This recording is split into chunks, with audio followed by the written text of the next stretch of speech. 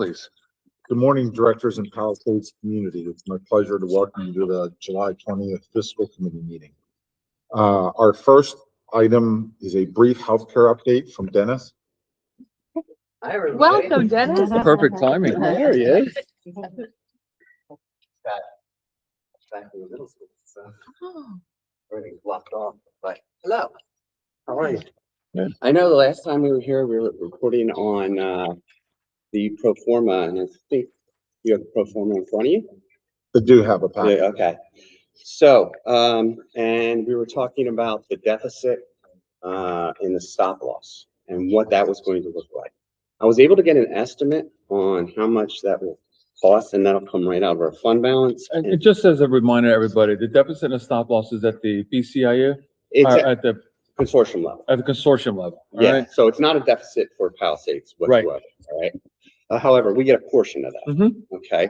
And our portion is gonna be about $250,000, Mm. the estimate. So Mm. if you look at our current fund balance, it's about 1.4 million. So, and we have, if you look at the pro forma, we have 2 months left, May and June. And typically how the pro formas work is in the beginning, because no stop loss has set in. We run a deficit, as you can see over at the column where it says net change in fund balance for the month. You'll see that we ran a deficit in July, we ran a deficit in August, and then things start to level out because the stop loss kicks in. This year we have 16 high claimants, and about 1.6 over the attachment, which means that we got 1.6 million back in stop loss. So we actually did pretty well considering our attachment point was 75,000. And so we still have May and June, and I anticipate that it's going to be that good, okay? And for two reasons. One, because most of these high claimants, they're already hit the stop loss, so we're kind of paying ourselves with that 250,000. The other thing is, if you look at RX claims, that would be E, all right? Typically, we're in the neighborhood of about 150 to 200,000, depending on what's happening with those RX claims. But you'll see some interesting ones. September, it's only 16,000. If you look at December, we got a positive of 94,000. Right. We got another positive of 87,000 in March. What happens over those 2 months is prescription, we have rebates that come back from CVS, basically.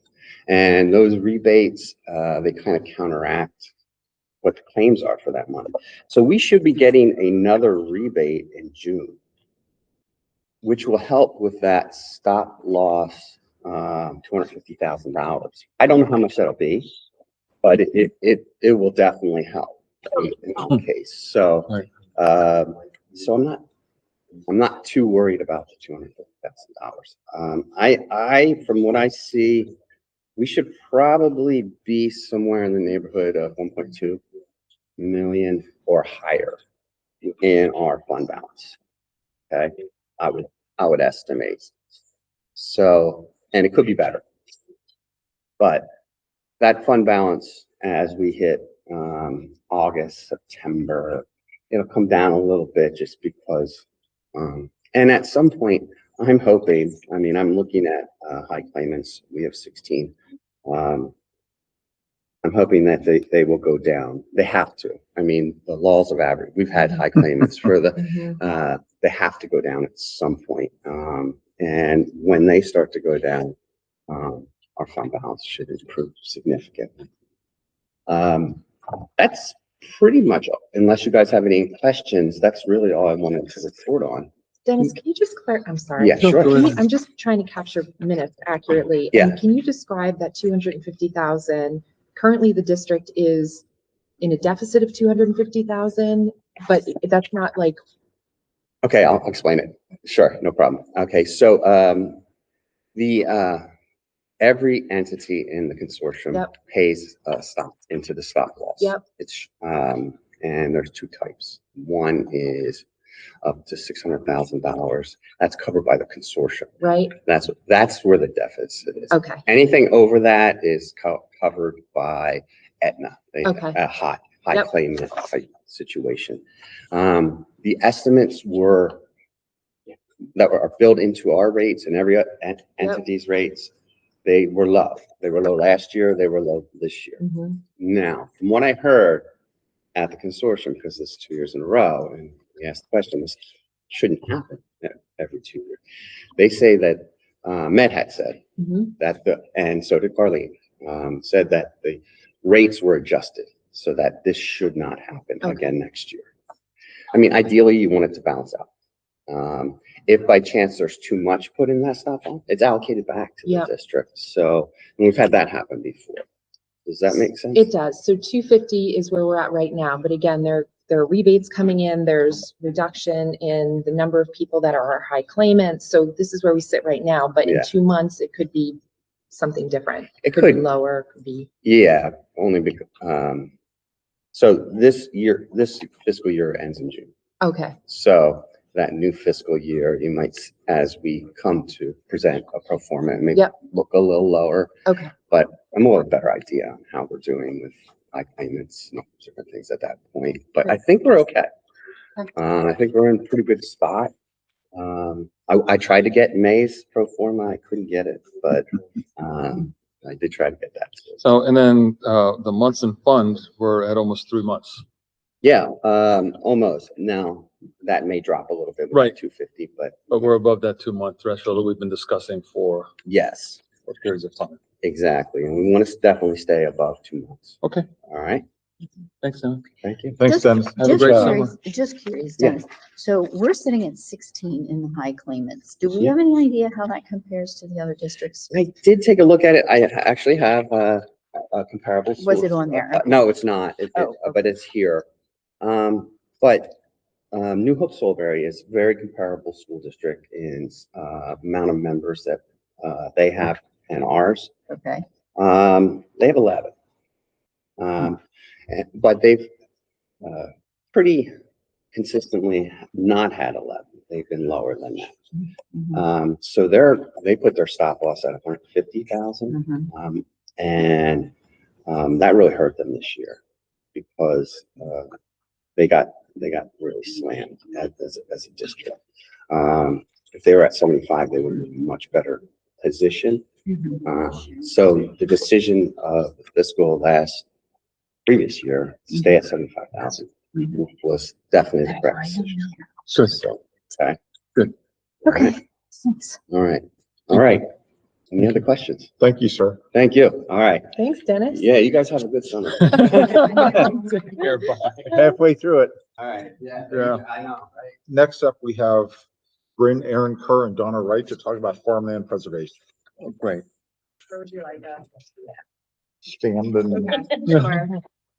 No problem. So hi, I'm Bryn Aaron-Kerr. I'm the Director of Farmland Preservation Programs in Bucks County. The fiscal committee reached out to me with a number of questions about the tax millage freeze rates. And while I'm not too well versed in the subject and was not able to answer all of your questions, Donna Wright is the Farmland Preservation Director of Lehigh County, and she is so graciously committed some of her time this morning to come and help answer some of those questions. We also have Trevor Gross. He's the Assistant County Solicitor with the Bucks County Law Department, and he works very closely with me in the Farmland Preservation Program. Awesome. Thank you all for being here to answer some questions. This is a topic that comes up annually, I would say, at least annually. Mhm. We've been members of this program for quite a few years. And as new board members come on, you know, there are new questions that arise. So thank you again for being here this morning. So I guess I get to be on hotspot. Lehigh County is, as far as our state program is aware, is the only one that actually is fully active in Act 4. I have for everybody, and you can put this back to your attorney just in case. There's a couple of different samples here. I didn't make a lot of copies. I wasn't sure how many we had, but there's some here for everybody. Act 4 Actually started out with an act back in the late sixties and has been upgraded all the way through until, 2006. Long story short, what it means is as long as the county, the school district, and the township, the three taxing bodies agree, they can put a freeze on any preserved farmland that they have within their communities. You have to have all three or it doesn't work, okay? So Lehigh County they just approved, in June, the commissioners for will be 30th year. They, look at it every 10 years. We have some school districts that look at it every 10 years because the county does. They kind of align in time. They might be off by a year, like they're a little later, obviously, because it took a little more time for them to decide. And we have some townships that have permanently decided that they're going to allow it as long as the other two taxing bodies do. And we have other townships that look at it every 10 years as well. Our county decided to look at it every 10 years because of the change of commissioners and change of elected officials and how the world changes. They didn't want to just leave it as a permanent thing. They wanted to give the commissioners a chance to look at it every time. Pretty much what it does is when a farm is preserved, the tax property rate at which they're being taxed at the time of preservation is what it is frozen at. Just the land, not the buildings. So we had somebody put up an indoor arena with 10 stalls attached to it, and they got another $10,000 worth of taxes put on them because of the building construction. It's another way to help somebody who has preserved their farmland, because with our program, and sure, same thing as Bryn is doing, is that there is only one additional home that is allowed on any preserved farm once it is preserved through our state program that each county follows. Each county has their slight quirks. Mine has slightly different things than I'm sure Bucks County does per farmland, but overall there's a basic state program that they have to follow. This is only for preserved farmland. We don't follow it for folks who have done things through trusts. We don't do it for folks that have just doing open space, woods and other things that may not follow directly under our program. That's just for Lehigh County. What we have found, for instance, I have in the long sheet that's attached, East Penn School District, which encompasses Emmaus, Upper Milford, and I'm not quite sure, I think it might be Lower Macungie. They did, their fiscal person just did an entire spreadsheet of their properties that are preserved and the impact. He compared it for their board because they just renewed in May for doing this, again, for another 10 years. And what he showed was that in tax revenue coming in for them, they only lost $50,000 difference in property tax per year. When you consider how much extra students that could possibly be on that farmland could cost you $50,000, they figured was not a drop in the bucket. Southern Lehigh School District happens to be my personal school district. I'm in Lower Milford Township. They cover Lower Milford, Coopersburg, and Upper Saucon. They figured when they first went in, and they're in it permanently. They went in it permanently, so did Lower Milford, so did Upper Saucon. Coopersburg, being a borough, doesn't have any preserved farmland, although we do have a borough in May, and Lehigh that does. Alberta has 16 acres of preserved farmland in its borough. It's pretty funny. But Southern Lehigh School District discovered that they lost about $250,000 a year on their property taxes, higher than East Penn has. However, again, based on how much in population increase and everything else and the impact on the school district, they felt that that was negligible over the period of time. They much more prefer to have the preserved farmland. Of the two townships that are involved in that school district, there's 65 farms in Lower Milford, and I think there's 10 or 12 in Upper Saucon. So that's a pretty sizable impact to their school district around in it. Other questions, I guess, is more than what you can do as ask me what it is. This particular thing that we do for Act 4, like I said, it's a long-term thing. You can't just turn around and decide to do it every year. That creates a real headache for the comptroller's office or assessment office at the county level. If the county is involved for obvious reasons. Their mapping people have to figure out what is in Act 4, what's not in Act 4, and what the difference in the the taxing rates are going to be. So they prefer to have it for a little slightly longer period of time. Questions? It's that, Thank you. that's just in a nutshell. Yeah, I Okay. appreciate that. Linda, I'm gonna, Well, Hand it over. so one of my questions, so you said that, county, township, and school districts need to be in agreement. Need to be in agreement. So we do have school districts that don't do it in Lehigh County, and we have townships that don't do it in Lehigh County. So that means any preserved farmland within that location does not get the tax break. So So- any one of those entities can decide to not do it? Correct, and it cancels out everybody within that area. Okay? Now, that's in Lehigh County also, and is that statewide? The state of Yes, it is a Okay. statewide law. For whatever reason, Lehigh County, I think it says my original director was one of the, original folks to help push through preservation back in 1988, 1989. And so he was very proactive then when we became aware of this, being an option to go around and really push it for the school districts and push it for the county, and ended up being the only county that does it. So I actually had to do this presentation for my own state office only a couple of months ago during the state board meeting, because I mentioned Act 4 and my 32 board members went, what? So it's not something that's all that well known. Now, I believe there's options, and I don't know the law that well, and I'll stay out of it. My son's a law student, so I know better than press where my foot, my mouth doesn't belong. But there are some opportunities for school districts or for townships that they may want to do some freeze, some millage. What those are, I do not know. What I know is Act 4, which is what we do in their county. I'm Jim Hallowell. My father was instrumental in Bucks County.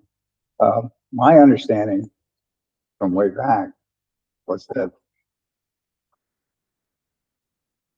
sign up for Act 4, the school district was the primary one. The school district signed up, we agreed to millage rate. The county and the townships didn't necessarily have to sign up. Not according to the 2006 law, which is why I made you a copy of it, which you'll have in there. So It has to be changed. all three taxing bodies. Yes, for Act 4. For Right. Act 4. And Act 4 So- freezes the millage rate, or? Freezes the millage rate for the properties that are preserved at the rate that they were paying when they were preserved. And that's for the conservancy, agriculture conservancy, conservation. That's the farmland preservation, farmland Farmland preservation. preservation, yeah. Mhm. What about the other acts that freeze millage, like Act 319? How does that factor? That in? does not, okay, Act 319 is not preservation. Act 319 is simply a tax break, 319, 515. Some counties still have 515, some don't. That is merely for open space. It freezes, again, the property tax at whatever rate it is at that point. It's about a 50% break. That's not really quite true, but it's about that. That's not preservation. If you have somebody come in who wants to develop that property later and they're willing to pay the 7 or 6 years of back taxes, depending on 515 or 319, they can pay it and they can do anything they want. If you break the covenant with the county as a private owner, if you sell it, you sell too much of your land or whatever the different rules or regulations are, you're impacted by having to pay that taxes back. It doesn't preserve your land. Most people consider it that because they don't want to pay that back taxes, because that can really nail you on it. But we get calls in our office all the time about that, and it's a completely different creature. Yes. So for clarification, you're saying in 2006, it became this Act 4. So what happened back in the late 80s is now Act 4? There, can I have one of the major papers that I gave you? Yeah. that's the thing.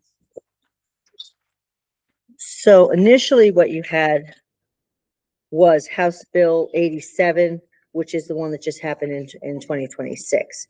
Prior to that, they always have all these different numbers that they run with, and you can ask your attorneys about that. That ended up passing. They go by different numbers. The original number was Act 4, which is why they still call it that. Because House Bill 87, it has all kinds of different numbers. I suggest you look at what I have here, and then that can tell you. So there's always some clarification, there's always some tweaking that occurs. What it was back in the 60s, I'm not sure. All I know is by what we're running on the newest thing, which is what happened in 2006. Okay. So with this particular program under the Mhm. Act 4, Mhm. there is monitoring that happens, and that's done by whom to see that they're When- following requirements? Well, should you go into it tomorrow? What would happen is, the Bucks County office would let whoever is deciding to participate, township, or they'll let the assessment office know at the county. And the county, mapping will take care of, they handle who gets taxed what, because they follow what everybody's zoned at, what their taxing rates are. They would let the school districts know these farms are part and parcel of it. Then as each new farm comes in, and I think you guys, do you give information to your county office then for which farms have been entered into farmland preservation? Do they track that at all? Not for the taxing purposes. So I actually reached out to the state because there was a lot of people reaching out to me asking who's responsible for notifying the school district. And the state told me there's really no entity responsible. It would be more between the landowner and the school district. Okay, in our county, then what we have set up, as soon as a farm is settled, as soon as they get their money, one of the main obligations that my office has to do is I have to reach out and I send to the school district, I send to the township that's involved, and I send to the county a tax map, a description of the farm as far as what the name is, the address, the tax PIN number. And so all of the entities that are involved have a listing of these are the farm, this farm just became preserved.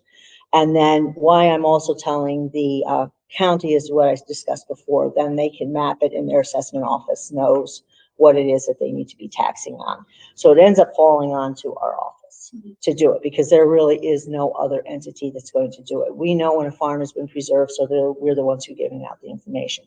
Our office is also the only office in Lehigh County that tracks ag security areas because no farms can be preserved under a program unless it's already in an ag security area. So we're tracking those things and letting the county know, and we let the Lehigh Valley Planning Commission know those farms that come in. So we do a lot of stuff in our office as far as helping out those taxing entities knowing what's going on.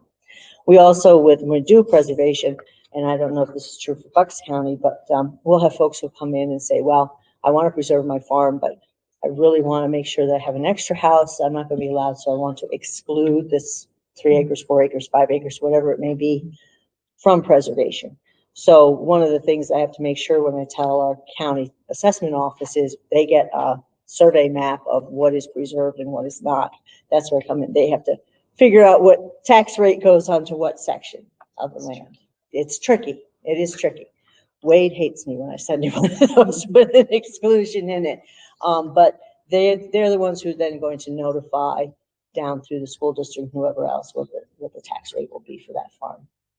So if I understand what I read in the documentation that was left with us a couple months ago, or meetings ago, whatever it was, I don't know when it was. Time flies. Yes, it does. This is in perpetuity, so it follows the land, not the owner Correct. of Yeah. it. Okay. Yes. Has there ever been anyone that has been removed from this program? And if so, why? No, Never. not in the entire state. Not There in have the been a entire couple state. people who have tried, not under the Farmland Preservation Act. There are other ways that land can be preserved, not under this one that was done through the state legislation. This is a permanent act. When they started out, they said, oh, in 25 years, if you can prove land is not agriculturally viable, whatever that means, that you could roll out. That was removed. That was removed back in in about 2010. Also, some of that language was removed 6 months after they rolled it out in '89, because all of the taxpayers who put that money into this program and then assume and have voted for it and assume that the land is going to be preserved, the last thing they want to hear is that, we just spent X million dollars to preserve this land and now so-and-so decided they could get out of it. For this particular program that we do, nobody comes out and nobody can come out. Some people have tried, Mhm. but the state office and the state attorney's office will, no. There's been a couple municipalities tried to condemn land and stuff. Oh, yeah. Oh, yip, yip, Can't yip, do yip, it. yip. And if there's a federally preserved farm, and what a federally preserved farm means is that when we've gone through our process and gotten our funding together and we've done it under a federal program, the feds return 50% of what we pay for a farm to be preserved back to our program for us to spend in our county how we want. If a federal government is, or federal easement is in effect, no utilities, no power lines, no pipelines, no condemnation from highways can occur without the federal government, the state government, and whoever else may be involved. It's another whole layer of protection against condemnation of any nature. So we're going to start doing feds programs for the first time since 95 in my town, in my county. Sure. Linda, I'm not sure if this was a question that may have come up before, if it was sufficiently answered, but if a farmland no longer lives up to the expectation or the requirements that were needed to enter into the program initially. So I'm not knowledgeable enough to know all of the ins and outs. If we're doing our job, Yeah. those farms are inspected yearly Ah. or every other year. Okay, I think that was Linda's question too. Like You're, how- yeah, we're Separate federal program. federal farms are inspected every year. We're mandated to inspect every farm every other year. Thank you. However, if there's a problem child, somebody who's not doing what they should be doing, we by law can go visit them at any time and say, eh, eh, eh, eh. So, my biggest problem I have is for rural enterprises that overreach what our rural enterprise language is. Can you Long give an story short, example? Like what would that look like? that is, as I say, they have to, whatever they're, say they have a roadside stand or they have a farmer's market or whatever else, 50% of what they're selling in that location must come from that farm. Okay. Now, if you're repairing tractors, that's related. If you have some kind of part-time enterprise, you're making quilts or something like that, you're creating that on site and selling that you're allowed to do, but no additional buildings can be built. It basically follows everything that Act 319 mandates for not breaking that covenant as well. The state program follows that. So that's my biggest problem is, Farmer Joe has decided now that he's gonna sell flowers that he went to Lancaster at auction and bought, and he's gonna sell those on the side of the road for extra cash. He did not grow those on location. That's a no-no. If 50% of what he's selling there, if he's selling flowers, he went to Lancaster and bought at auction, but he's also selling fruits and vegetables and other things that he's grown there, and that equals 50%, that's not breaking our covenant, that's not breaking the 319 covenant. So that's the kind of things that we. Thank you. That was helpful. So, well, I understand that. I mean, and that's Yeah. what that paperwork said, that there were inspections that were done. That was kind of what I was getting at. There is someone who's following up on this, but I find it very interesting that this length of time, there's never been anyone that's broken any of that. And how do you handle, what do you do with that? There are They've folks who, tried. They definitely, there's been Oh, Well, what do you violations. do with that? That's what I'd like to know. So, well, I can speak to Bucks County. We used to inspect in-house, and then around the pandemic, we have a third-party inspector. We have a contract with the Land Trust of Bucks County. They're a local nonprofit land conservancy. So they do all of our inspections for us across our 256 preserved properties. If they find they go out, they have a certain set of requirements that they're looking at. They're comparing it to the conservation plan that was recorded with the deed of easement. If there is any issue against the deed of easement that they find on the property, they notify us, and then that's when we start our violation process, which begins with a light letter telling them about the process, and then eventually it could lead to litigation down the line if there are severe violations that are not being resolved at the time of our requests. Litigation, which leads to, the Right. farmer being fined, Mhm. Is, And the practice stop. yeah, and the practice stop. The state attorney's office, as far as Acre and all of those guys will also step in if you're having no problems at the local level. Quick question on that third party. On that third party, that they go out physically to the property, or do they use like some sort of drone type of thing to take care Our of what inspector they're? would typically look at an aerial imagery before going out to Got get it. more of a lay of the land, but pretty much all of our inspections are done boots on the ground at the Yep. property, Okay. walking the premises. Thank you. So how far have you ever had to take an incident? I'm just gonna stop right there, just because for time's sake, I know we have the answers that we've received, and thank you very much. Do we have I any have other one- questions? Well, Yeah. yeah, no, I have one more. too. If the school district decides not to go along with Act 4, what happens? You don't get the tax break. You Okay, have to have how the far county back? agree as well, And the school districts, they can still decide on their own, right, to. and not under Act 4. It won't be under Act 4. I don't know what it will be under. There are a lot of other different taxing regulations out there. I can only speak to Act 4. So that's all I can do. If you don't have all three, as far as this particular bill is concerned, it doesn't happen. It's null and void. If you have three taxing bodies that have agreed and you have one of them that decides to pull out, then if it is that school district, and okay, so the county agrees, that covers the entire county. If the school district agrees, that's going to cover the entire school district. If the township says no, but another township within your vicinity says yes, the township that says yes, they will have the tax freeze. The township that says no will not. If the school district says no, then nobody under them is going to do it. If the county says no, it's not happening anywhere under this program within that county. Okay, that answered my Yeah, yeah, question, it's because we tiers. have municipalities that do not do the freeze, and we Sometimes have it's not. municipalities that do. However, we have, 5 municipalities? So we're mixed with Correct. municipalities. So though this says in agreement, they're each doing, it's under a It's tiered. hierarchy. It's tiered, Okay. correct. It's a Thank you. hierarchy. Yeah, the big thing is if you can get the county to do it, then it's a matter of the next biggest guy is your guys, it's the school districts, is the next biggest, the biggest entity I can talk today.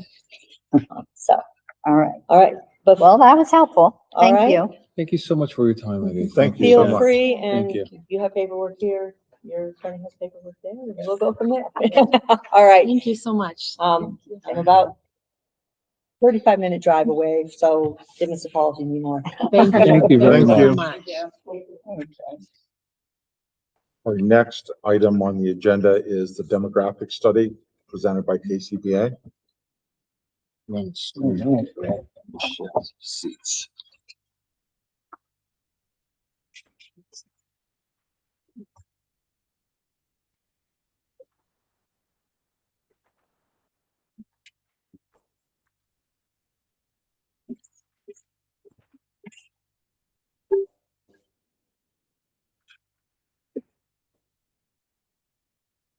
Oh, no.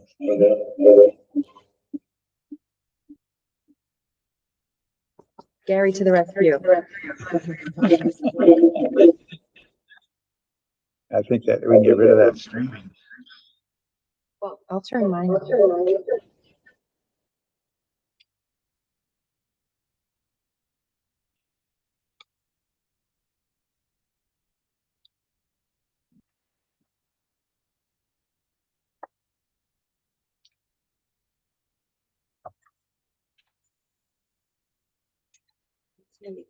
Mike Kelly is online. I don't know. Does he need to talk? Name. I can get him set up.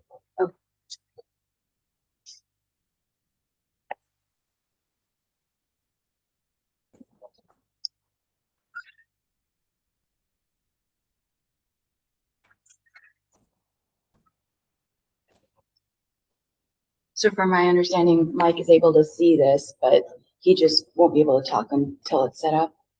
Yes, Thank you. you should be good to go. Oh, thank you. You just unmutes. We can. Yes, I'm here. How are you? Very good. Thank you so much. I heard him. I don't know if anyone else heard him. I heard Okay. Listen. Can you talk a little bit, Mike? Yes, hope you guys all had a nice weekend. Yep. All right, thank you. Thank you. All right, great. And Mike, you can see the screen, right? I can, yes. Okay, so I'm just gonna go ahead and begin. We're actually we took this a step further from the demographic study that you may have received from Future Think. There was a draft, I think, circulated earlier, and so Future Think is a consultant that we've used to really research the demographics of our focus, which is the elementary schools in the Palisades School District: Springfield Elementary, Durham, Knox-Nixon, and Tinicum Elementary School. What we have here is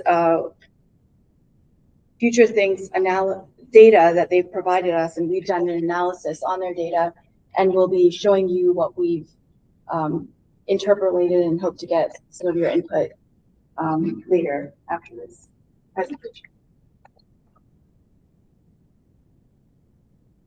So what we've done within our research is we've met with the principals of all the elementary schools and the middle schools. We've met with the facilities department to try and understand the conditions of the existing buildings. And we've provided questionnaires for responses so that we can further dive into how the school is being utilized and what the enrollment currently is. So along with Future Think's data, which I'm going to get into, we're looking at today the live birth data, the historical enrollment, projected enrollment, and this is district-wide from K through 12. And we're going to dive a little deeper later on to review the elementary school enrollment. So we're also looking at the non-public schools, which are the charter schools, private schools, homeschools, and existing conditions of the elementary schools, enrollment, and the capacity of the existing elementary schools. We will later discuss the utilization and options. So here we're showing a chart where we have the live birth data. What live birth data means is how many children are born within the past 15 years. So we're seeing here that within the past 15 years, there's been a fluctuation, but it's remained pretty steady. So this is the future kindergartners of the Palisades School District, and it's ranged from 81 to 109 over the past 15 years. Here we're showing the historical enrollment of K through 12. It's clearly shown that there is a decline over the past 10 years.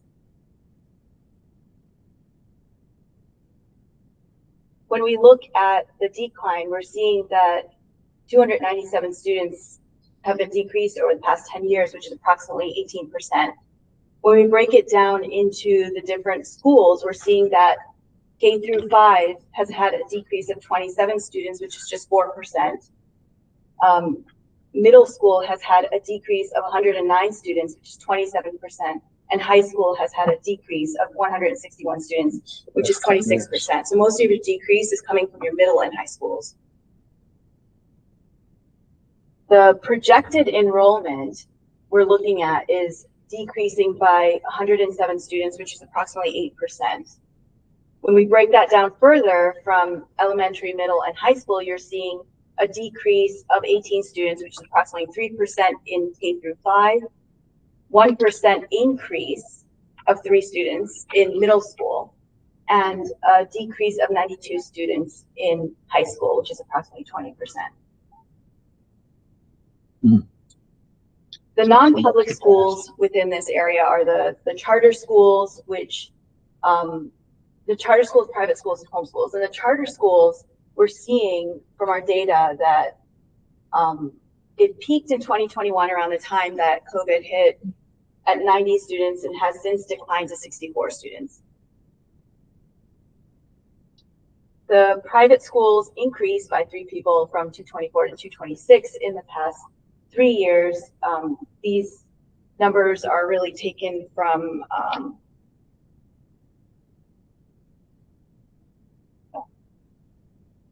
transportation data that we have. Non-public school homeschooling has increased over the past 10 years. Generally increased by 85 people in the past 10 years, from 69 to 154 students. So it's about 2.3% over the past 10 years. So in looking at historical and projected enrollment for Springfield Elementary School, we're seeing historically that there's been an increase and a decrease of approximately 20 students in grades K through 5. And then over the next 10 years, the projected enrollment is expected to remain steady. Historically, for Durham-Nakamixon Elementary School, there's been an increase of 26 students from grades K through 5, but over the next 10 years, projected enrollment is expected to increase by 20 students. And then in Tinicum, there's historically been a decrease of 52 students over the past 10 years, but it's projected to remain steady. So what we've understood from the past slides that we've seen is that historically the district-wide enrollment has decreased by 18%, which is predominantly from the middle school and high school. The district-wide projected enrollment is supposed to decrease mostly in high school, with a slight increase in middle school and a slight decrease in elementary school. There is use of charter, private, and homeschooling within the district, and Springfield Elementary School's enrollment will increase and decrease historically, but is projected to remain steady. Durham-Nakamixon's elementary school enrollment has historically increased, but is projected to increase slightly. And Tinicum's elementary school historic enrollment will decrease, but it's projected to remain steady. So what we're going to be focusing on next is the review of the building existing conditions, enrollment, and the capacity for specifically the elementary schools, with a review of how potentially children can go to the middle school if possible, the utilization of the middle school. Gauri, if you don't mind, can we pause for just a second to ask if there's any questions about the enrollment numbers? Sure. I guess my one question would be the projection for the Durham-Nakamixon. Is that because the birth rate, the live birth rate, was larger in that area? Why is the increase seen there? That's a really good question. So our study was done by Futures Think. Unfortunately, she's not available today, but I can certainly bring that question back to her and get a kind of some feedback on what we can provide. Just curious. Right. I think that oftentimes the birth rates are by territory, and obviously the middle part of your school district is the most populated, so that by numbers and percentages means that's more where live births or new births to the school district would take place. So that kind of seems to make some sense. And with that number being steady, and even what they found in projection enrollment is that, at the primary level, at the elementary school level, that enrollment is staying somewhat steady. So when we look at options and other things that we're about to get into when it comes to the elementary schools, seeing that, yes, overall there's a decrease in enrollment district-wide. It's not really happening at the primary level, at the elementary school level. So the numbers of students you have now is very close to the numbers of students you're going to have 5-10 years from now at the elementary level. Thank you. So looking at the existing conditions for the 3 elementary schools, we're seeing for Springfield Elementary School, the capacity is approximately 80% and houses 34% of the district's elementary schools or elementary school students. We do understand that there are elements within the Springfield Elementary School, such as this addition shown here, that are not ADA compliant, It's not currently being used, but it is the older part of the school that has steps going up. There is no dedicated music room. Music is shared with health in Springfield Elementary School, and we're seeing a steady projected enrollment, roughly 1 student. Durham Nockamixon Elementary School, we're seeing a 74% capacity, and I'll show you how that capacity has been developed in the next few slides. We're using the enrollment and understanding how the square footage of the spaces are being used within what enrollment there is, and the square footage of the building and the classrooms. At Durham Nockamixon, there is one underutilized space, which is the pre-kindergarten rental. Future Think Study has an increased projected enrollment of 20 students. Tinicum Elementary School has a 56% capacity. It's the smallest gross area of all the schools, has 4 underutilized spaces, some of which are the IU and the offices that are located within larger spaces like classrooms. The study indicated decreasing projected enrollment of 5 students. So what we've concluded is that all of the existing elementary schools have similar conditions related to facilities. Their existing elementary schools enrollment is less than the capacity, which causes some inefficiencies in the programs and staffing. And there's no situation where you're going to be avoiding adding on to buildings. So in the next few slides, I'll show you why we've determined that. Here we have Springfield Elementary School's plan. In yellow is the primary educational classrooms that are being used. In blue are the educational support areas. In purple are the shared spaces like art and the gym classrooms. We're seeing here that the 25-26 enrollment has shown us 199 students that have been in the school. And if we are seeing the 16 classrooms that are located in yellow, or sorry, 10 full-time classrooms that are located in yellow.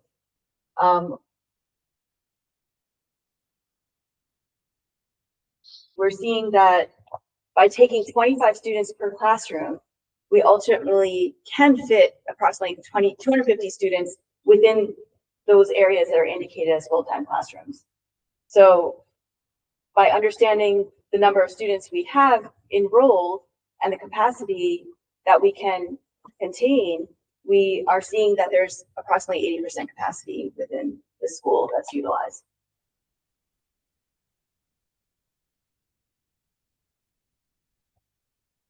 So we've taken options to potentially consolidate Springfield and put the students from one school into the 2 other schools. We've also done that study with Durham Nockamixon and Tinicum.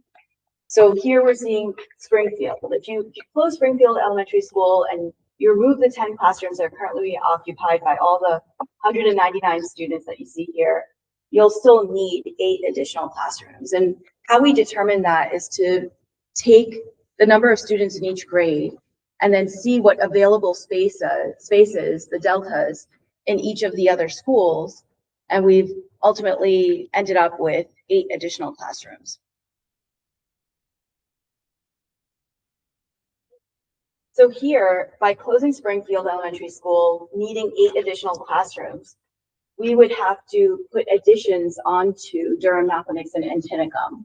And these 8 additional classrooms could be configured such that we have a smaller footprint by moving the classes that are underutilized, the ones with 3 to 6 children, and bringing them into classrooms that are additions, which allows us to have a smaller footprint, and then adding in the larger quantity of students within the classrooms that are available within both Durham Nockamixon and Tinicum. So here we have Durham Nockamixon. We did the same study where we have 240 students per the enrollment of 25-26. We have 12 classrooms, 16 total classrooms, Yes, 60 total classrooms, 12 of which are serving full-time for K through 5, one being the underutilized classroom of the pre-K. And so that gives us 13 full-time classrooms because we're not trying to touch the educational support use, which brings us to a 74% capacity within Durham-Knox-Mixon that's being utilized.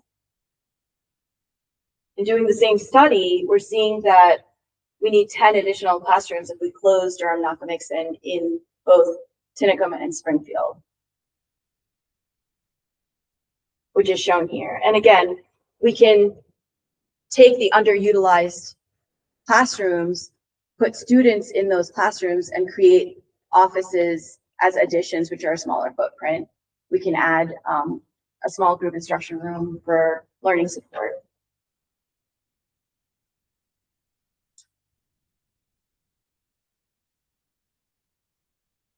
With that study still done on Tinicum, we have 10 full-time classrooms, and with 25 students per classroom, we're seeing a 56% capacity that's able to be provided in Tinicum.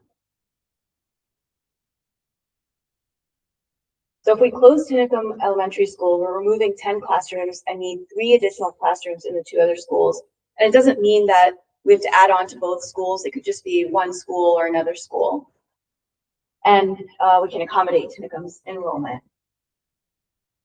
of 141 students from 25 and 26, which is shown here. So the other option we investigated was, can we close one school and bring the 5th graders only into Palisades Middle School? And so we spoke with the middle school principal, and we still have discussions to make. We're still in the process of doing a lot of research. But our preliminary studies indicate that there isn't currently room within the Palisades Middle School. What we're seeing here is that although there's 62% capacity, all of these classrooms are being fully utilized with the number of students that they currently have.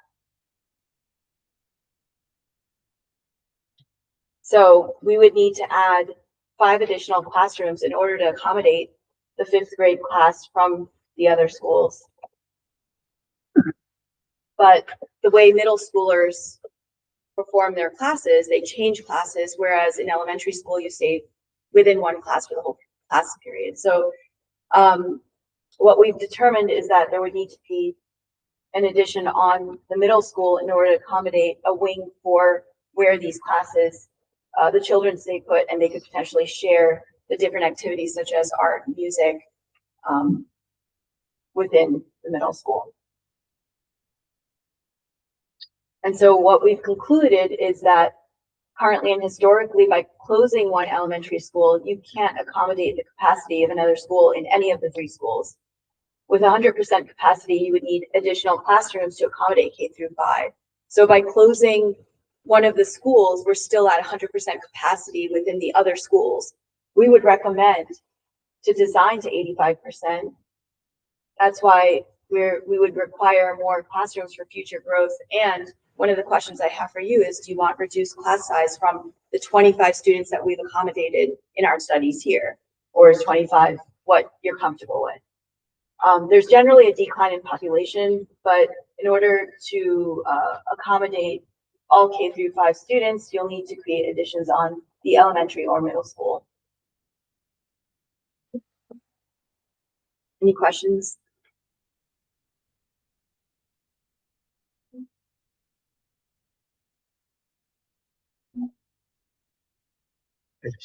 Yeah, go right ahead.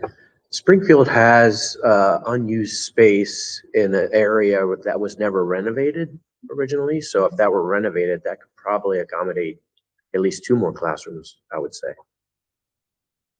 Because I went to school there. Yeah. And was You're in one right. of those That's classrooms. accurate. Oh, you were in one of them. Yes, I was. Up the stairs, huh? Upstairs and then down in the basement for band.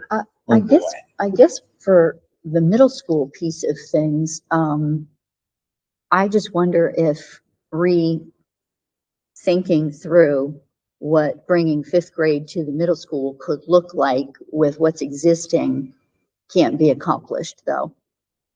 So we have another discussion planned with the middle school principal, middle of August. So we are still trying to explore that.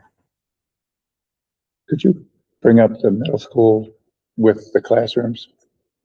I do know that the middle school does not have classroom change bells during the day, so you only have a start of the day bell and end of the day bell.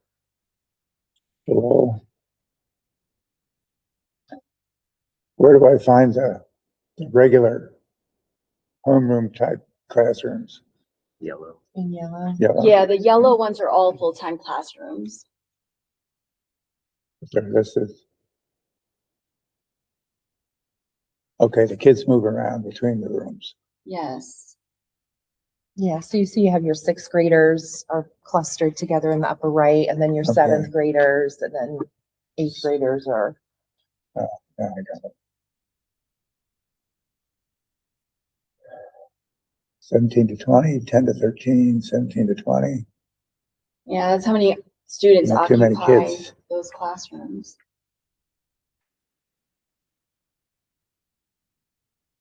I don't know if you mentioned this, but in your study of the buildings, did you also have a chance to come up with the maintenance and the operations costs for electricity, heating, and all those items to run a building? Okay, so we did receive electrical reports. We're still doing some research. That'd be in buildings and grounds. This was really just to do the demographic part and then buildings and grounds, because they Okay. needed more time to pull that part together. Sure. But definitely. Sure. Just another thing to factor in there. Mhm.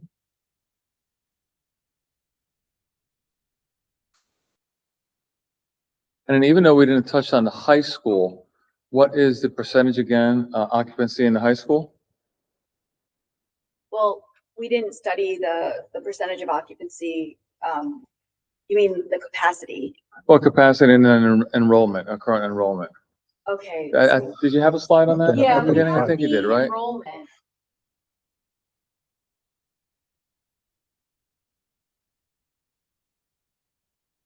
think it's one of the first few slides. Yeah, I think so.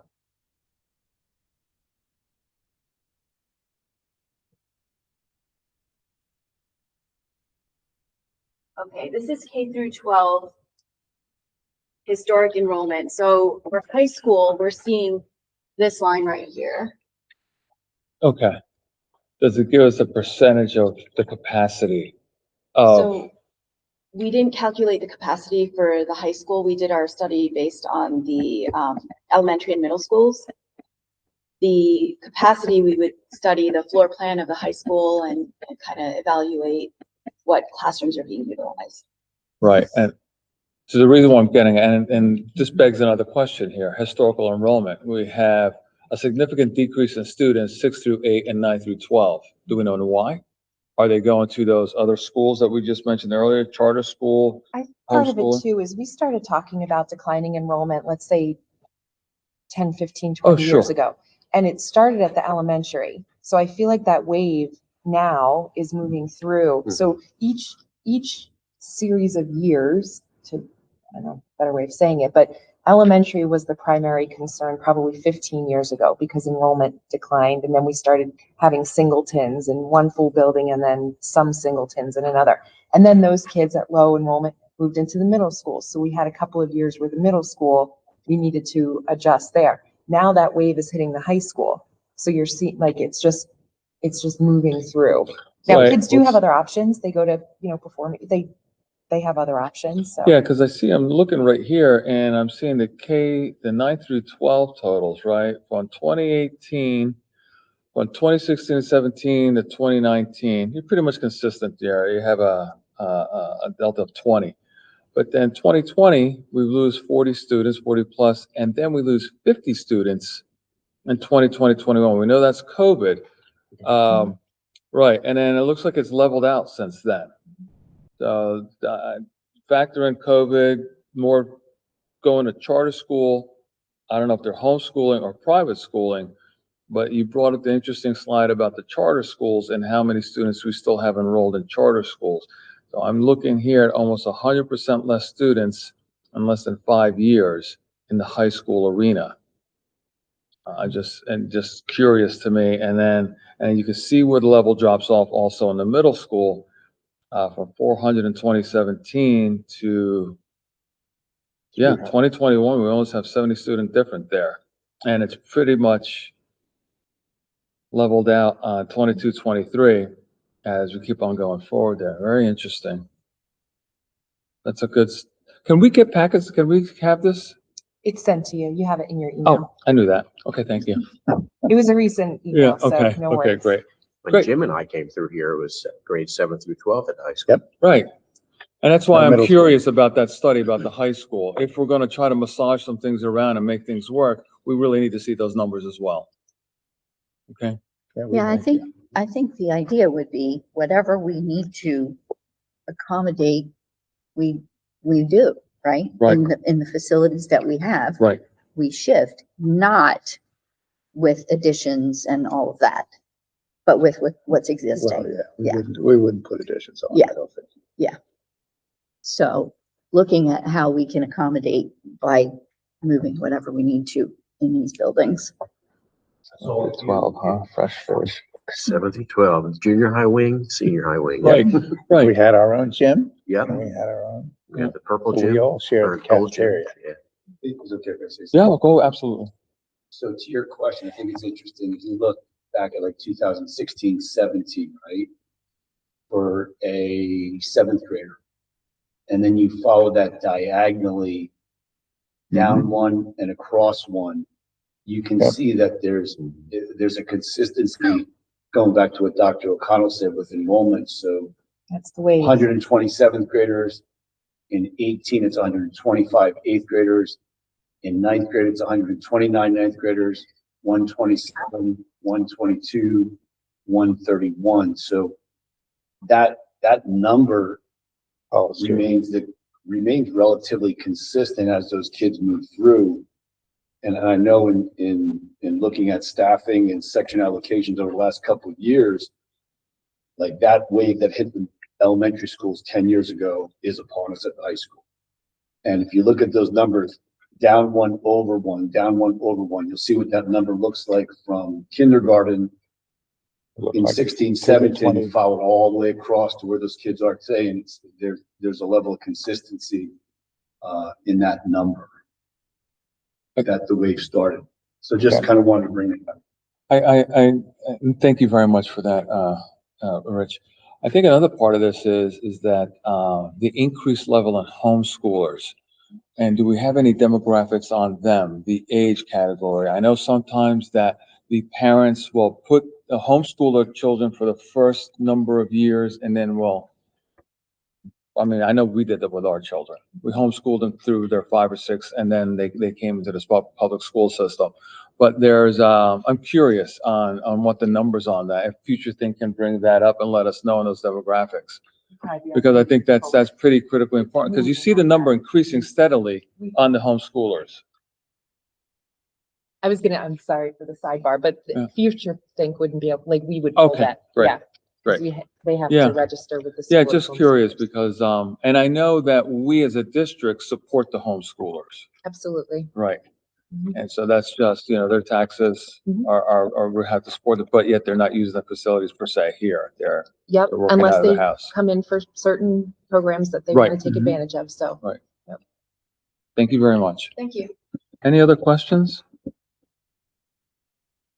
Thank you very So if I much. can just in Yeah. summary, so when we meet again for buildings and grounds, and this will be at the end of August, information was requested on sort of energy usage for each of the buildings. So, we'll look for that part. Also high school capacity. So the same work that was done, at our elementary and middle school for the high school. So we could see how many classrooms that we're using and how many Mhm. are available. And also I had the age of our homeschool students, just to take a look at most of our homeschool students, elementary, middle, high school. And those were the 3 that I had. And just out of curiosity, Dr. O'Connor, Yep. and you probably know this, maybe you don't know off the top of your head, the charter school, the average age of our charter, do you see them more in the high school arena or in the younger grades? So, I would need to look, but I would guess the high school would have more, but I'm guessing I know. only because we have like Valley Performing Arts is a high Yes. school only program, and we do have kids interested and go to that program. Right. I would say, am I right about high school? You have the data on, under item 12 of your agenda. Okay, thank you very much. Yeah. There you go. Yeah. Is it high school? It's high school. Oh, yeah, okay, cool. Okay, it is high school, yeah, I figured as much. Okay, just wanted to, thank you very much. Any other questions? Thank you again. Great, thank you. Thanks so much, yeah. So our next item on the agenda is the Palms Auditorium electrical change order, and once again, Casey Bailey is up at that. Change horses. Change the horse. Yeah, Yeah, fun topics. yeah, yeah, I'm sure of it. Hi, Jim Kiefer with KCBA, and Caitlin is here as well. Caitlin manages the day-to-day on the middle school project. The construction has started on the auditorium, and we have a change order here to deal with an accounting issue. The change order is for our electrical contractor. It's the first change order, and it is part of the motorized hoists. There are components that need to be added to the hoists to make the lighting system work. So when we did this, there was an alternate one, which was to delete 5 motorized hoists. We went from motorized hoists that you could lower to the floor to regular standard hoists, okay? 3 of those hoists are on the lighting. So there's 3 rows of lights on the stage. We deleted the motorized hoists on those as well as 2 others. As you remember, we got a credit back from the general contractor of $184,000, not to do the motorized hoists, to go with the standard hoists. The way the alternate was written was that when we delete those motorized hoists, the electrical contractor was then supposed to add 3 on-stage lighting connector strips. So basically, when the motors are removed, the connection of the electric to the lights went with it. And so the consultant said, the electrician add these connector strips so that the lights are powered. So we get a complete system. When we presented the bid alternates and we had that discussion about what alternates, we chose not to accept the EC alternate. That was a mistake on our part. We should have accepted that alternate. So the change order is to add that alternate now. The amount is the same as the contractor gave us on bid day. They're honoring that number. And that was the $24,022. So the change order is to put in the connection so that the lights work.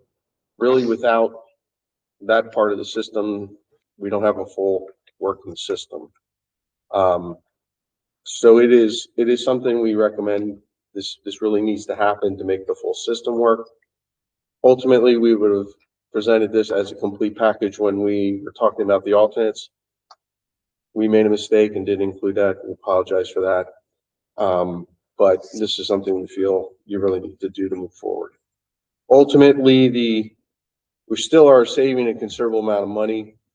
The $184,000 credit from the GC, if we balance out the $24,000 for this, we're at $160,000. We reduced the cost of the project by taking that alternate. There was some discussion about the contingency on the project. The district, we had recommended the district hold a contingency of 5% of the construction amount. So it's about $178,000. And while nobody wants to spend any money out of the contingency, ultimately we want to end the job with not spending a dime. This is still well within the amount of money that's planned contingency-wise for the project. Questions? Jim? I know I'm beating a dead horse, but, it seems like you ought to take some responsibility for this additional cost.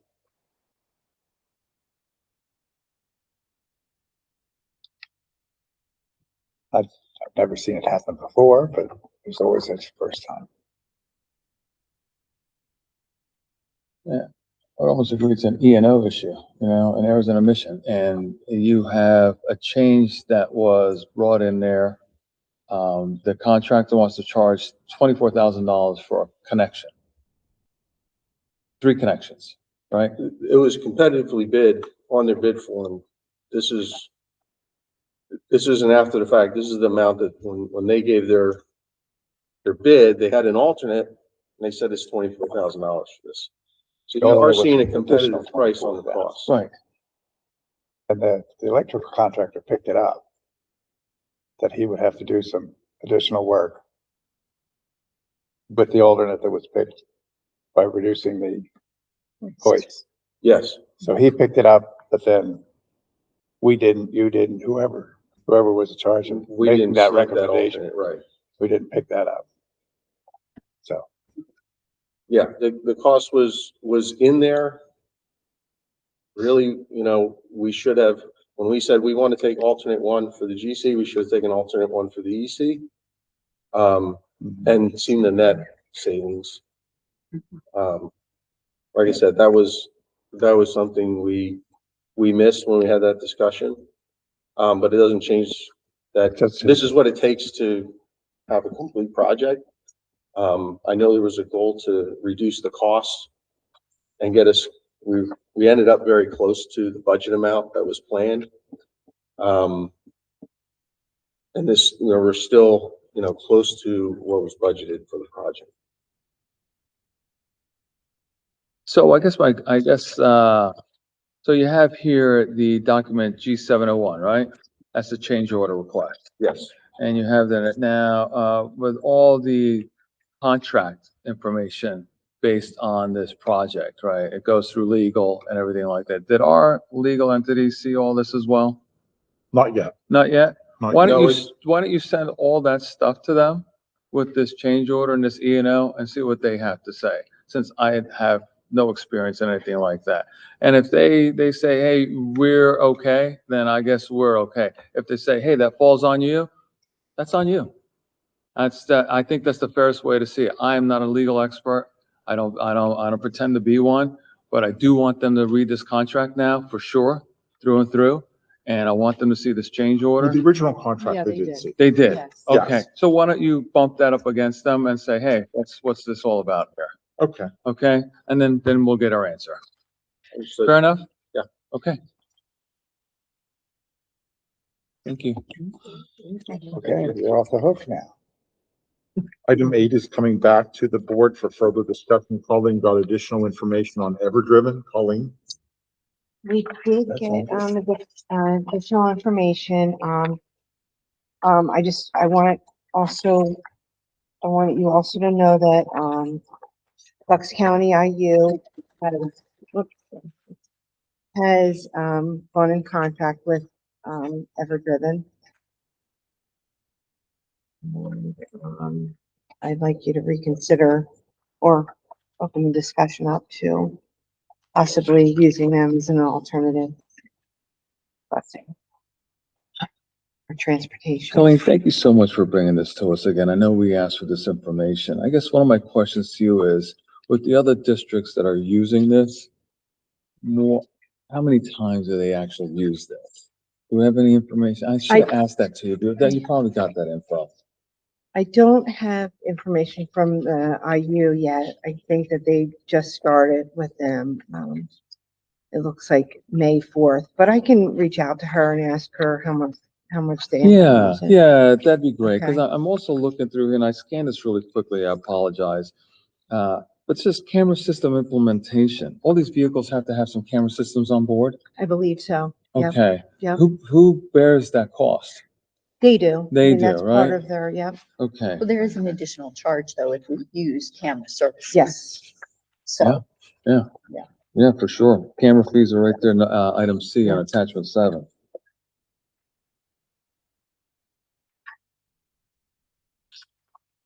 System data. so I'm just curious, this is intended to be used as a backup in case we need it, correct? Correct. So unless there's something different in here than what I had read on the documents that were, originally put out there,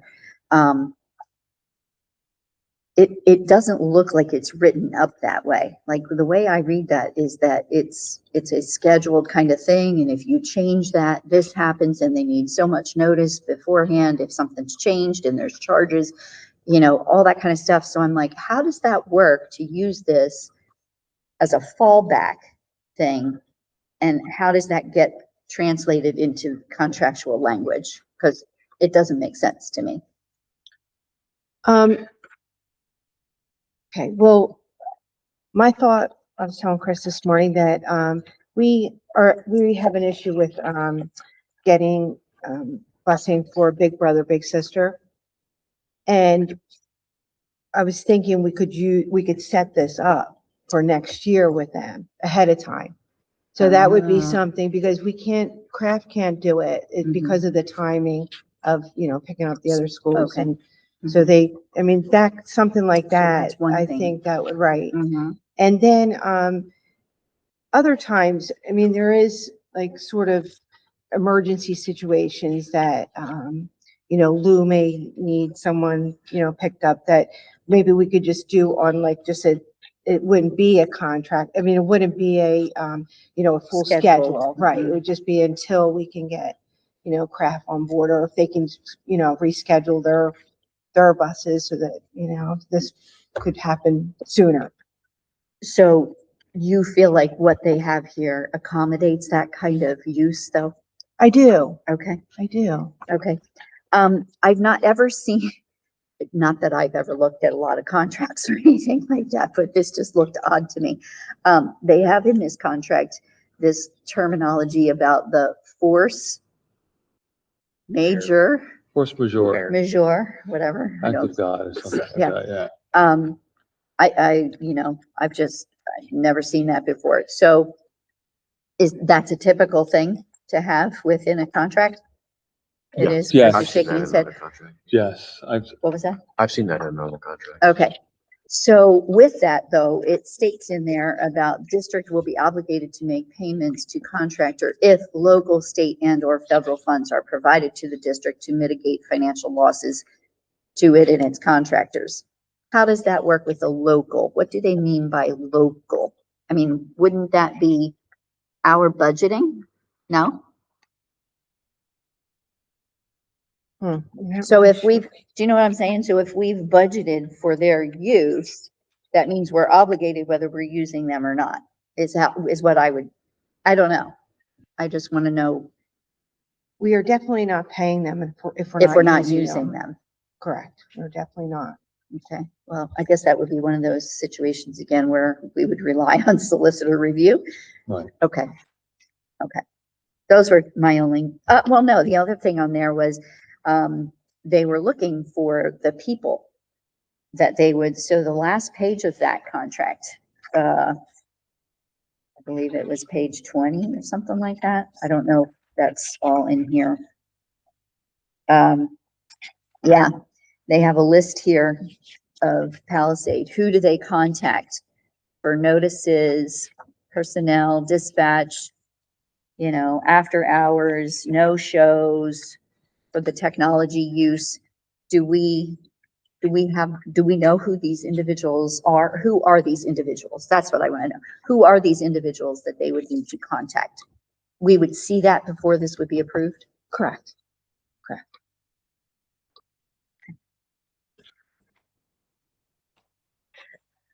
Jim? That's it for me.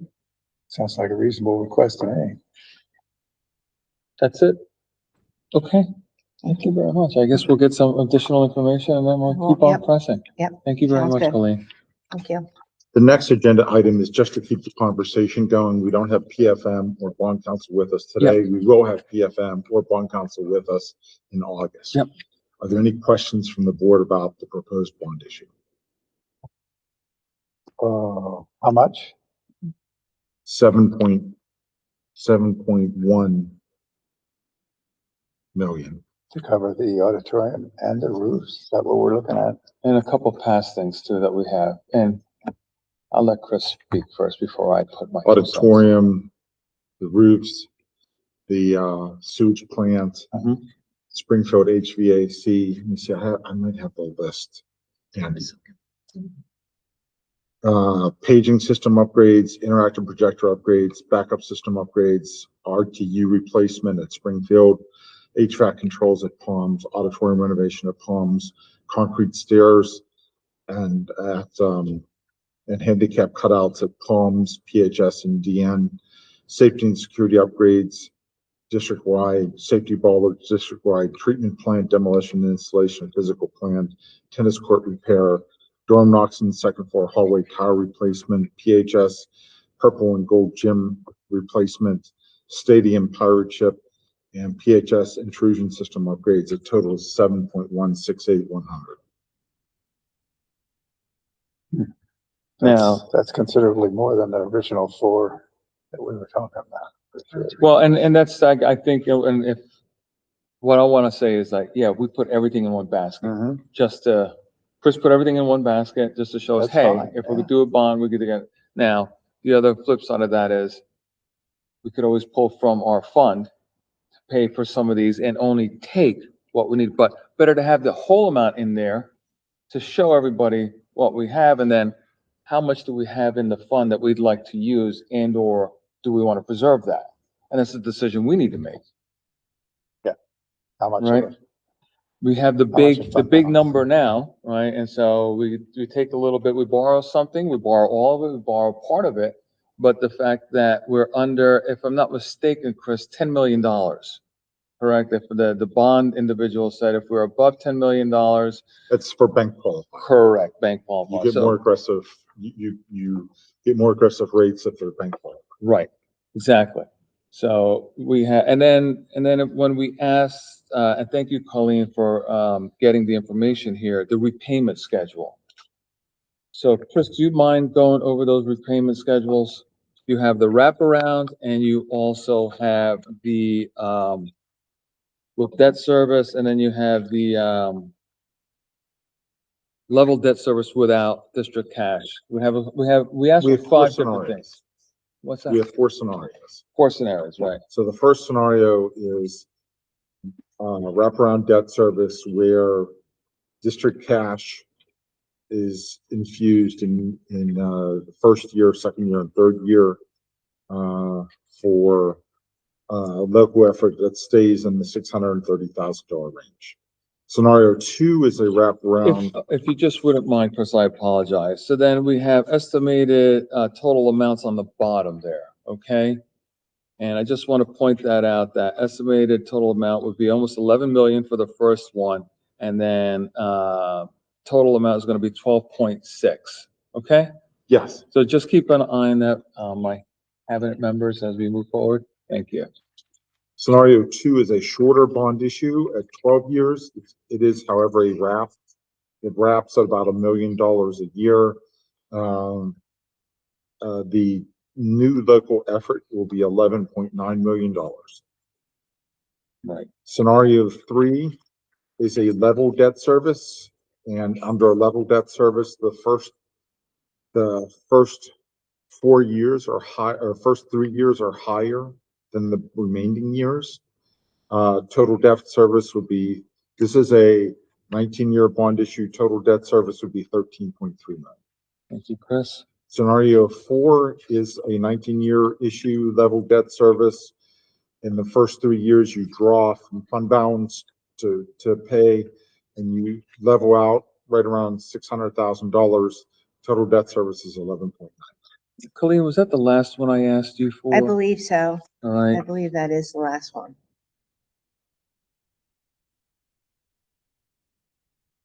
Is the board leaning toward one of these scenarios or the other? I have my opinion, but I will let my 2 esteemed members chime in first.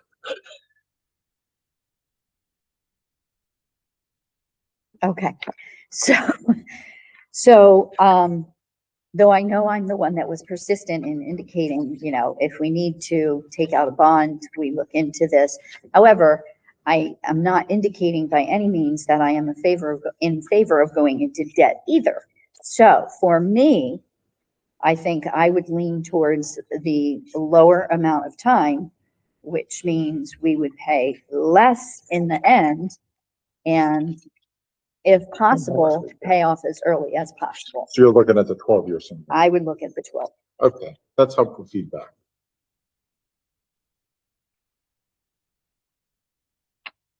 I guess it's something the board's gonna have to decide on, and we're gonna have to look for pretty far ahead to decide how much fund balance we need to keep available. All of these scenarios do not, I mean, if any of these scenarios do not stop debt payment. Right. Whereas if we do nothing in 3 years, $500,000 goes off. Where we,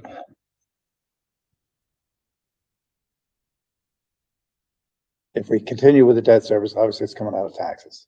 We're gonna have to increase taxes. Taxes are about 250 a mil.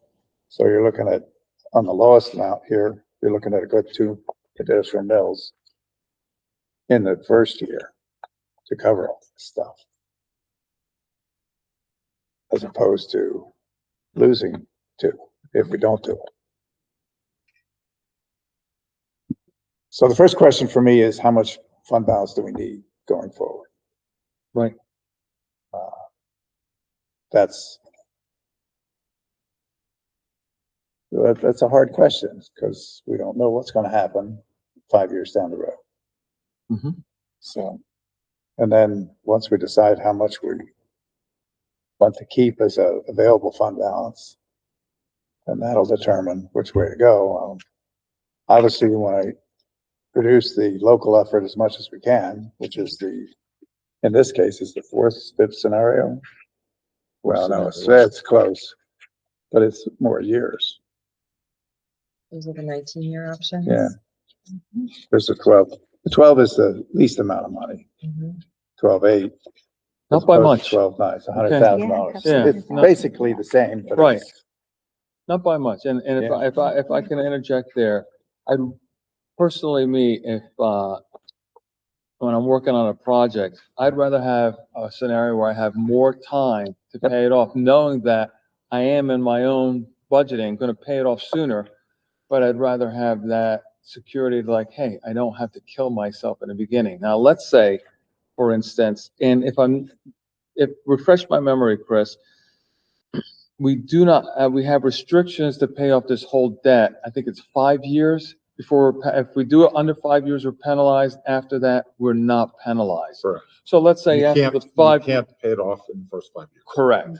Right. And so the last scenario gives us the least amount of monthly payment and the most amount of flexibility is the way I see that. All right. And it's the difference that you mentioned, Jim, $100,000 and any interest payment that might be, but that's if we ask for the whole amount of 7 million. Now, personally, I think we can work on this number and bring that amount that we want from this bond below, that's absolutely below 7 million. I think we have enough monies in our fund balance to like, hey, let's look at see how much we are willing to pay down on the current debt obligation that we have. And then the difference is what we should look at for the bond. And giving us the latitude and flexibility to say, you know what, we're doing really great here. We're managing our money. We have a balanced budget. We're tackling things on all cylinders. Let's just say in 5 to 7 years, it's like, you know what, let's pay this off. And or we can pay aggressively. Can we not, Chris? We can pay more as we're going over the years? these are bonds. It's not like a. Oh, I know, that's right, because they put that out to bid and yeah. But we can pay it off after a 5 year. Yes. Yes. Yeah. And if I'm not mistaken, it's not just one bond, it's multiple bonds. Each maturity is its own series. Yes. And that's the other part of it. So let's say, for instance, and excuse me again, so we have of the existing bond, we have $2.5 million left to pay on that. Is that pretty much right, Chris? Yes. So we were asking for 5, but we have existing of 2.5. So we're really only asking what, 4 and change, 4.6? Let's just say that for lack of better words. Additional bonds, yeah. Right, because we're wrapping both together. But there's no reason why we can say to ourselves, you know what? We have enough money in fund balance. Why don't we just pay off existing? I mean, just throwing scenarios out there, okay? I'm Well, just, because there's many ways to have to skin talk this to- cat. We'd have to talk to PFM to see if they're, if those are all new bonds in the first years or not. It's all new. It's new bonds and old bonds in the first. So the first 5 years are the original bonds, or they're Mm-hmm. not changing, because we got a low rate on that, I think. Right, you do. Right. So they could be called. Isn't that the word they use? Yes. You're so rich. I mean, we have a lot of great options here, I think. We just have to decide as a committee of which way we want to go. Do we want to take some monies from fund balance, pay off some of the projects that we have, pay existing bonds that we have, and how much do we really want to take based on what's going to happen in the next 3 to 5 years? You know, we project what we want to do.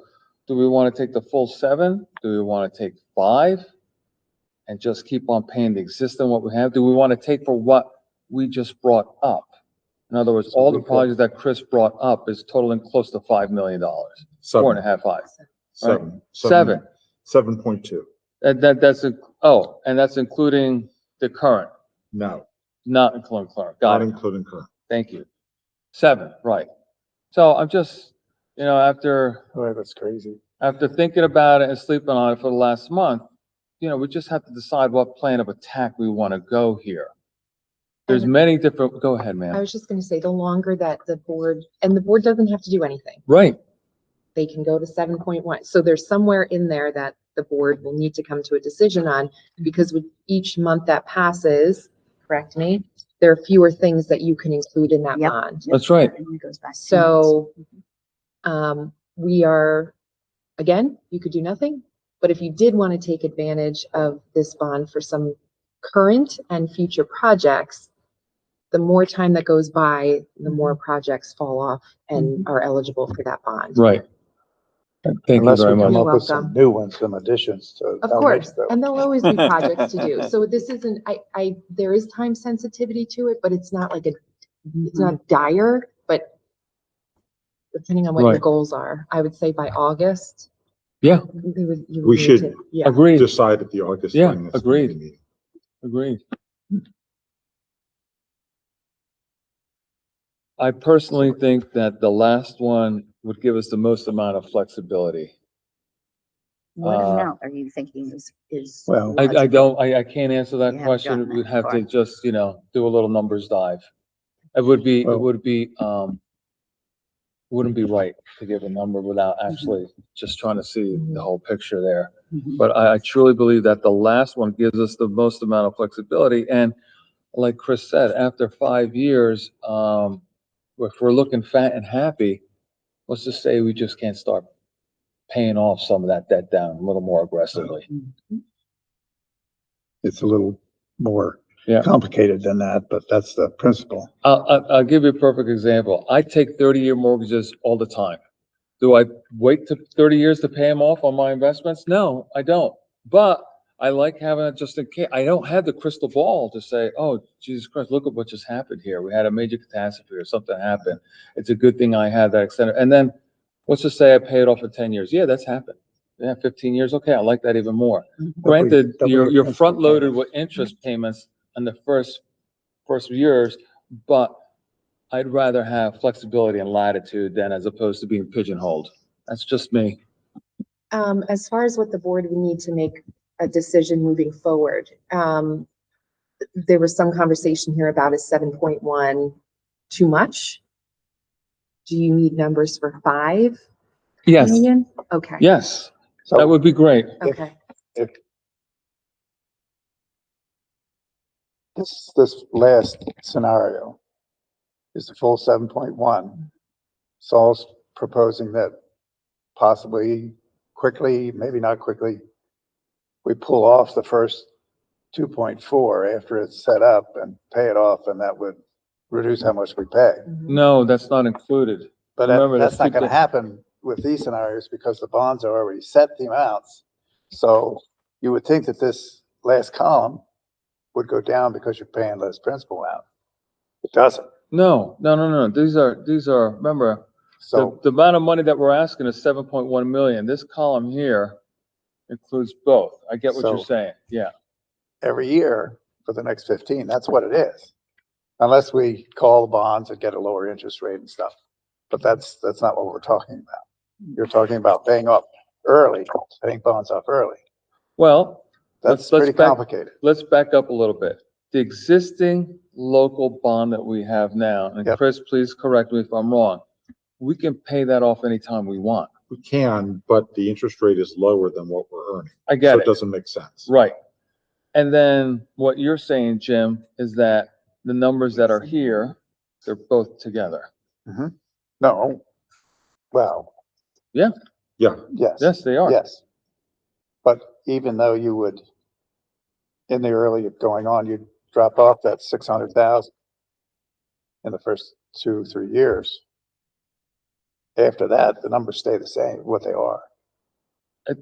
Quick question for you, Chris. The rate that was given to us by the bond consultant, was it 3 and change? Yes. It was 3 to 3.7 4. or 3 point something, right? yes, 3.5, 3.7, I something forget. like that. Yeah, something like that. And then our current bonds are at what? A little bit under 3, I believe. A little bit under 3. What do we split here, you know? Yeah, I get it. 1% on $1 million is 100,000. Yeah, but when's the last time you've done all these projects on all these buildings at the same time? Yeah, Well, we did the high school and Finicum Right. and Springfield. And those are the, big and ones. the biggest canary in the coal mine here is the auditorium. So far. Yeah, Right now. I mean, it was, I mean, you the know, roof- water treatment plant was a big project for us. So Right. if you're looking for some recommendations, thank you, which I Chris. think the board's looking for, I would do the auditorium renovation and the demolition and installation of the physical plant, and then everything else pay as you go. So what's the total for those two, Chris? Give me a second to just, total them off. So we've already accounted for the treatment plant. Mhm.